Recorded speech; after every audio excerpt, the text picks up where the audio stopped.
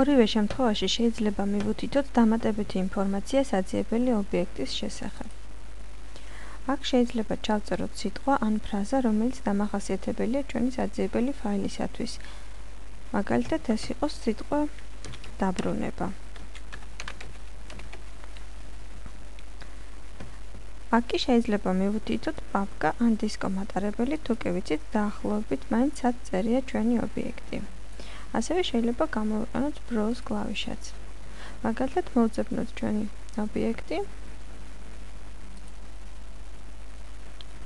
C დისკზე მდებარე ირმა პაპკაში. ოკეი.